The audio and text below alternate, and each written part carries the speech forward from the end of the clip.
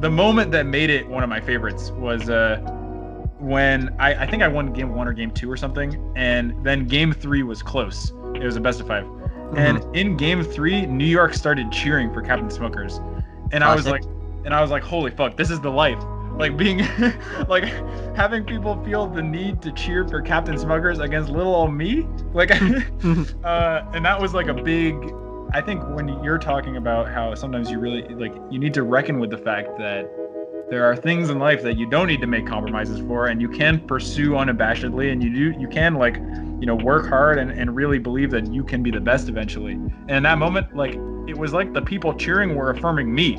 And and that was like some of the most fun I've ever had playing Melee was that set, getting 3-1. Oh my god, dude, that is beautiful. That is actually so beautiful as a story. Oh man, fucking A, I love Melee, dude. I know, it's the best. Oh man. Yeah, and I've been looking forward to this conversation like all week. Like this is, I knew this would be just as damn fun as I thought it would be. What keeps you jazzed up when you play Melee? Yeah, I think yeah, that's good. I think like I definitely approach Melee as like I realized probably in the past couple of years that for me Melee is like a strict like memorization game. Interesting. And so, you know, obviously there's going to be like a huge physical and like reactive component to it, but at its core for me it's all about memorization. And like so when I'm studying, I like am coming up with lists of things, like lists of moments where I not only have like a set of options, but also like a point of reaction. And that point of reaction, like the thing I'm looking for to react to, is only useful if I can like remember it. And so I think like for a while before I started doing so much bot analysis, in those first 2 years, I was like so like the kind of frustration I had was that not only was I not making a lot of progress, which is always going to be frustrating, but the thing that frustrated me specifically was that I couldn't point to anything that was like, I couldn't point to any kind of concrete improvement. Like I knew I'm practicing a lot, I'm playing, I must be getting better, but it helps me a lot, and I think probably helps most people, to be able to point to some extra concrete knowledge or skill that you've gained. And after you've got all the tech skill, which is like a very obvious example of this, like, oh, I can drill shine now when I couldn't before. After you've got all that, you got to find new things to look for. And so for me, like being able to literally say, okay, I have this list of moments in my head that I didn't have yesterday, is like, oh, it doesn't matter what my results are. I'm making progress because I have that extra set of things in my head. Like recently, I've kind of, I think because I've spent, in the past couple of years, I've spent so little time on tech skill and even on like friendlies. I've had a huge amount of fun, like basically just trying to practice adaptation, and because that's another thing that just has to do with like strict memory. So like if I'll watch a set and try to pick out an option that like the non-Fox player in the set just did, and then the next time that situation comes up in the set, I want to be able to remember it. So a lot of times, like if something doesn't swing my way, or if like if I've gotten gimped at really low percents, like during the time in between stocks, I'm just like really hard trying to think about, okay, was there one thing in that stock that I can hard read in my next stock? And that puzzle is like so damn fun to me that it's like it really, unless I'm having a really bad day, it washes away any bad feeling of I got tricked. So yeah, so I would say that's like, those two things are like my big strategy right now for like just being so kind of excited about this puzzle of a game that I love, that like it's hard for me to get too worried about bad things that happen. Yeah. And it's like that's another thing where another way where competition like lets you get to know yourself better.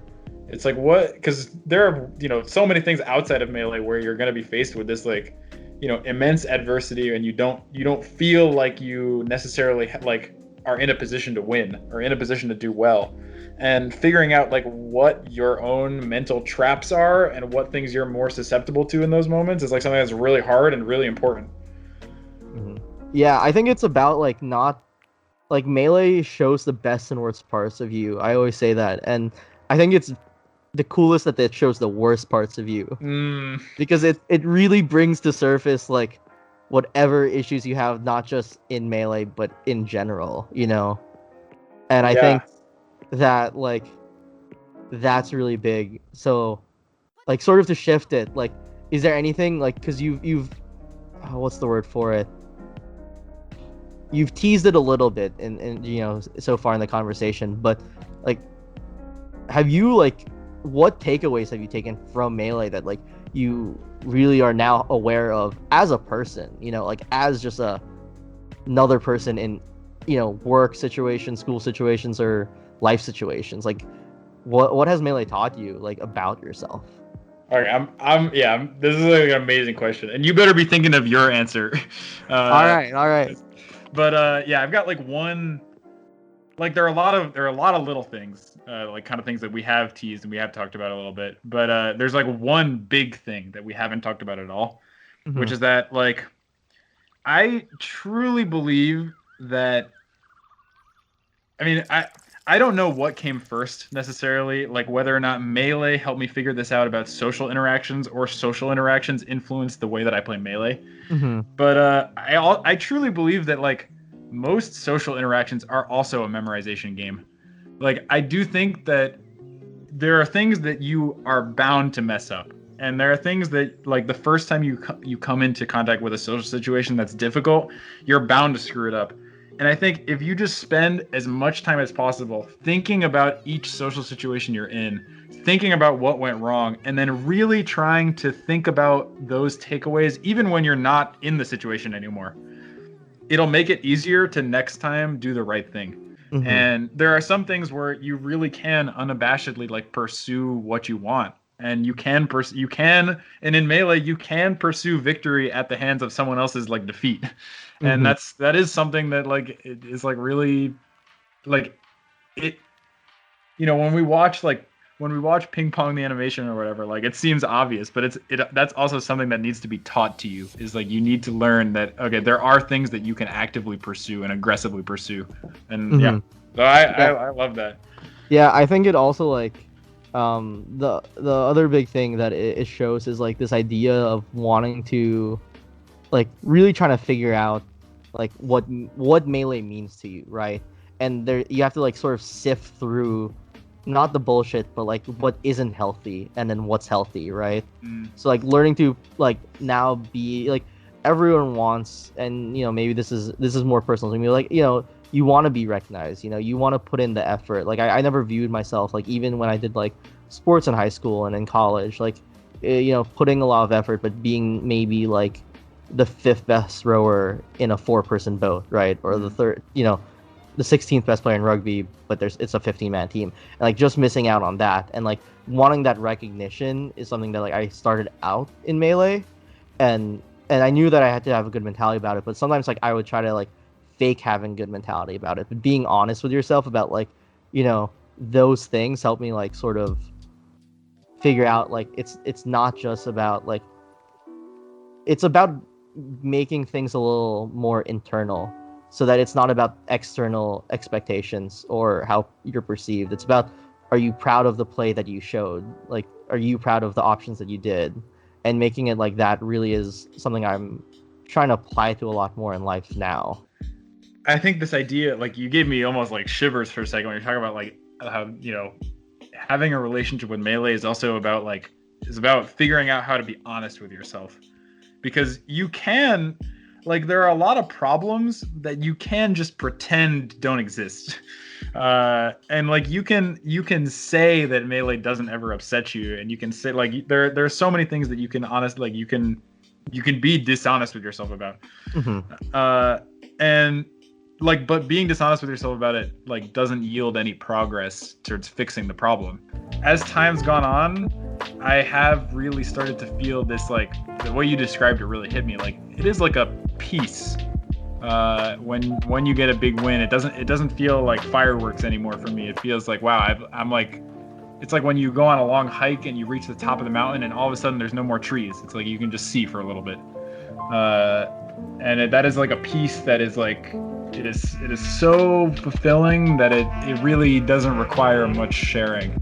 And I think the other thing that you said was that, oh, you share it with your girlfriend and like, you know, one of your best friends, is like, that also resonates with me. Like as time's gone on, I have basically stopped sharing any Melee accomplishments with like my, you know, Brandeis group chat or with Twitter, and am now like, oh, I tell my family more often because they like to know when I'm happy, even though they don't know anything about Melee. Yeah, it's so important because the longer you have to wait, the harder it gets. But Axe had to wait longer than basically anybody, or as long as anyone has, and he did it, and so can these people, so can everybody, and so can we. Yeah. Have I ever told you the idea of cogs? Cogs. Tell me the cogs. I think that a lot of people forget that, like, when you're improving in Melee, you end up improving one thing at a time. Just that's how things work. That's how you learn. But what you're improving on doesn't necessarily always connect, and you have to keep on adding new skills and adding new cogs until, like, say 10 cogs all connect finally. Ooh. And then that's when you get a big jump, like, because you can be like, and having that faith that like the next thing you're working on will connect everything is something that always gives me a little boost when I'm down. That's awesome, and I have already stolen that from you. Yeah, because it's like it really like, I think that's another thing that when we're talking about what keeps us in it and what keeps us jazzed about Melee, like that's one reason. I think not as eloquently put as what you just said, but that's one reason that I like to just like look back at, okay, even if I don't feel like I'm making any progress, like there was a long time, like Lint is a good example, where he has like the best record against me, like he has better record against me than any other player. Like just there were years where I would get double eliminated by him, and for long stretches of time I'd be studying, like just pouring through notes and memorizing so many different things, and like literally it didn't feel any different in the game. But it was very helpful to me that I was able to like think about those individual cogs. Like I could point out the knowledge that I had gained, even if it didn't all come together yet, and even if it wasn't perfectly useful yet. I knew that I had one more fact or one more situation memorized than I did the day before. And like I think that now I'm gonna start telling people that it's cogs. Yeah, and I think it's like, so I think one thing that, you know, we're both saying but we're both like hinting at is like Melee's made us like both very like self-aware as people and about our, like our feelings, and not just our feelings but other people's feelings as well. And like, you know, I'm always gonna say you're one of the nicest guys I know in the community. I would have said that about you. But you know, like I think being like self-aware and in tune with your emotions, even when it's not good emotions, is something that's so underrated as a not just as a Melee thing, but as like a life skill. Yeah. And you know, everyone's on some level trying to be the best version of themselves, but yeah, it's like I do think that a lot of people who are like invested in competition, like that is a place where you are forced to reckon with these ideas of, you know, like self-love and self-consideration, and then like outward reflection. And yeah, it's like, you know, it's kind of an amazing thing when you have moments of breakthroughs in those areas that then extend to the rest of your life. What I love is like that we're still so young in our Melee careers, like that, you know, wherever it goes, you know, however we balance it with other life stuff, that like there are going to be more cool moments later on. Alright, that's it for the highlights. If you are interested in listening to the full Tiramisu interview, check out the Wannabes podcast on Spotify, Apple, Podbean, and YouTube. Our 1v1 interview series features amazing community members and players like Ginger, Aklo, Jmove, and Turn Down for Walt. We also release weekly episodes where my co-host JD and I talk about our Melee journey, balancing our adult lives with Melee, and learning to grow up. If you enjoy this content and want more in the future, let us know by liking, commenting, and subscribing. And lastly, you can find us on Twitter at the Wannabes Pod, and if you have any questions for us, check out our Discord. All of the links are below. Anyway, peace out, everyone.